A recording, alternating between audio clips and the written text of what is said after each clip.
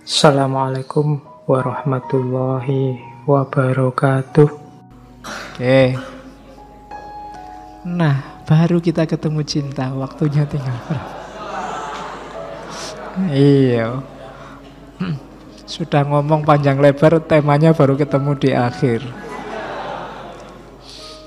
Oke. Ada saya potong-potong pointes-pointes kecil tentang cinta. Yang pertama, cinta itu konflik. Pasti ya. Jadi kenapa konflik? Kasusnya sama. Berhadapan dengan orang lain, pasti yang terjadi saling mengobjekkan. Sudahlah, rumus-rumus cinta itu agung. Tanpa pamrih, tanpa apa, tidak bisa. Begitu kamu ketemu dua individu, dua subjek, yang terjadi saling mengobjekkan. Menjadikan dia subjekmu dan dia objekmu, dan dia menjadikanmu objek bagi dirinya. Maka karakter dasarnya cinta itu konflik. Kita saling ingin membelenggu kemerdekaannya. Ciri pertama, jadi cinta itu konflik. Ciri yang kedua, cinta itu paradok. Jadi cinta itu paradok itu seolah-olah cinta itu memberikan kebebasan.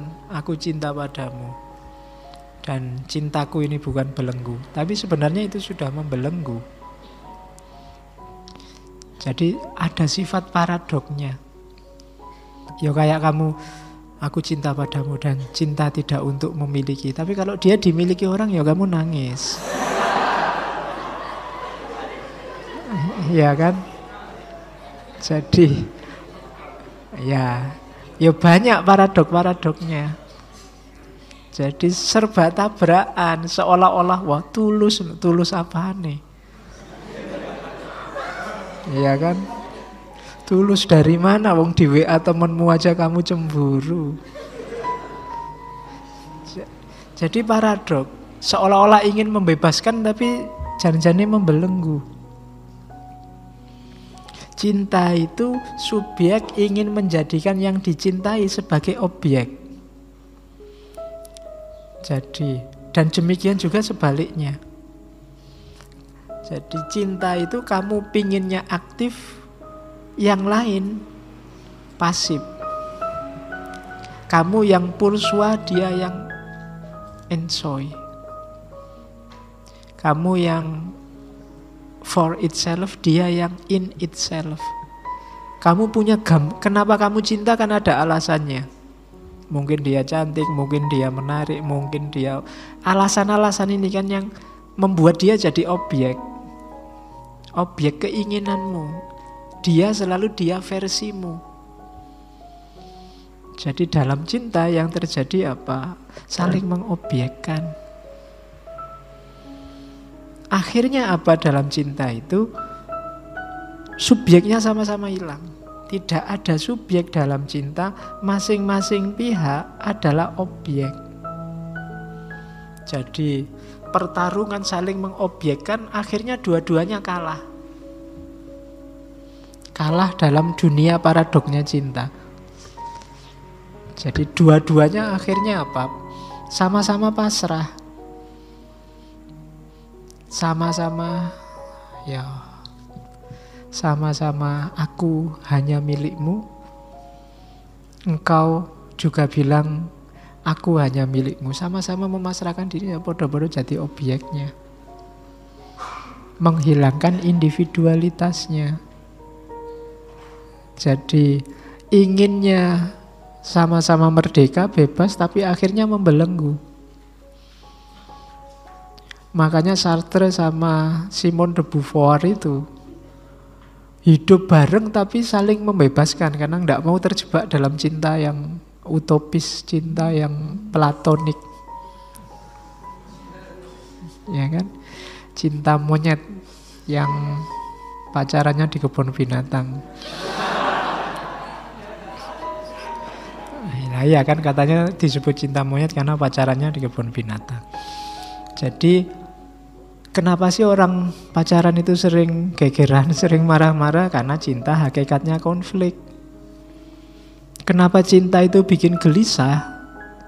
Karena cinta selalu saling mengobjekkan. Dalam cinta orang tidak bisa hidup jadi dirinya sendiri. Ya kan? Dia selalu ingin versi yang diinginkan oleh yang mencintai dia. Kenapa dia begitu? Khawatir kehilangan. Begitu pacarnya bilang, aku suka lo kalau kamu pakai baju merah, nanti beli baju merah terus. Iya. Jadi padahal mungkin kamu ya tidak terlalu suka baju merah, tapi karena sudah dipuji baju merah, tiap hari pakai baju merah. Ya, nanti kalau dia bilang, aku bosen lihat kamu pakai baju merah, baru dibuang semua bajunya. Kamu tidak bebas. Kehilangan individualitas, identitas kemandirianmu hilang. Jadi cinta adalah konflik, cinta adalah paradok, cinta adalah pengobjekan. Dan pada akhirnya cinta adalah hasilnya kita semua jadi objek. Oke. Dan itu kalimat selanjutnya. Jadi saya potong-potong. Cinta adalah tanda kegagalan seseorang untuk mempertahankan dirinya sebagai subjek. Oh, itu enak. Kamu yang jomblo kalau ditanya, kenapa kok belum punya pacar? Pakai Sartre. Ya. Iya, enggak apa-apa, karena ingin mempertahankan saya sebagai subjek, enggak mau diobjekkan oleh orang lain. Saya tidak ingin gagal dalam mempertahankan subjekku. Wah, itu jadi enggak apa-apa. Justru yang sudah punya pacar itu kamu sekarang jadi objek. Jadi cinta adalah tanda kegagalan. Kalimatnya negatif ya. Cinta adalah konflik, cinta adalah paradok, cinta adalah tanda kegagalan. Tidak ada yang positif. Kenapa? Karena cinta dipandang membelenggu. Pada perkembangannya, cinta akan mentransformasikan dirinya sebagai entitas yang penuh dengan motif memiliki. Cinta selalu gandengannya harapan. Dan harapan puncaknya kan memiliki. Meskipun kamu bilang enggak, cinta tidak untuk memiliki, tapi kalau bisa ya memiliki. Kalau tidak memiliki nanti kamu nyanyi lagu India. Ya kan? Jadi harus memiliki. Pada akhirnya begitu. Jadi setelah cinta ada harapan. Dan untuk mewujudkan harapan itu, dua-duanya akhirnya merelakan dirinya jadi objek. Selanjutnya cinta juga ternyata pengekangan kebebasan. Itu jelas sudah, tidak perlu diuraikan lagi. Cinta membuat kita terpenjara. Wong orang lain itu neraka, kok sekarang orang lain dijadikan teman bersama. Berarti jatuh cinta itu sama dengan masuk neraka. Iya, kalau versinya Sartre kan begitu kamu. Oke, jadi cinta adalah pengekangan kebebasan. Seseorang akan berharap dirinya untuk terus dicintai, dan begitu pula pasangannya punya harapan serupa. Orang yang saling mencintai pada hakikatnya terpenjara. Hanya saja dia tidak merasa. Oke. Dan kalau bahasanya Sartre, akhirnya cinta itu nausi. Nausi itu bikin mual. Iya. Bikin muntah. Kenapa? Karena orang yang mencintai hakikatnya ingin memiliki dunia orang yang dicintai. Terjebak dalam dunia orang lain dan berada bagi orang lain, tidak bagi dirinya sendiri. Lanjutannya bad faith tadi. Kita eksis tapi tidak versi kita, tapi versinya orang lain. Dan terus begitu. Ini kalau bahasanya Sartre, akhirnya cinta itu nausi, memuakkan. Ada novel sudah diterjemahkan, novelnya Sartre yang judulnya Nausi. Jadi Nausi ini versi novel dari Being and Nothingness. Jadi ada roman apa novel. Orang yang melihat dunia sekeliling ini serba memuakkan. Kenapa? Orang tidak bisa bebas jadi dirinya sendiri. Terlalu banyak pagar, terlalu banyak aturan, terlalu banyak basa-basi, terlalu banyak sopan santun. Nausi. Jadi orang tidak punya identitas sebagai dirinya sendiri. Di mana-mana bad faith.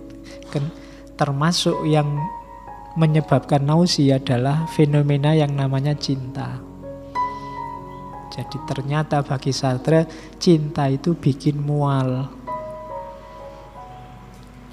bikin memuakkan. Kenapa? Orang tidak bisa jadi dirinya seutuhnya gara-gara cinta. Nah, ini versinya Sartre. Bahkan puncaknya cinta yang namanya hasrat seksual itu juga sangat memuakkan. Kenapa? Karena mereduksi orang lain hanya di level tubuh dan dagingnya. Yang katanya cinta-cinta mendalam itu ya puncaknya di situ pada akhirnya. Dan di puncak itu manusia direduksi hanya di level daging dan tubuhnya. Dan itu ternyata kalau dalam hasrat seksual kan kita melihat orang lain kan level daging dan tubuhnya. Dan itu ternyata tidak cuma untuk orang lain, kita sendiri juga turun level ke level daging dan tubuh. Jadi begitu masuk ke level seksual, kita sama-sama turun kasta.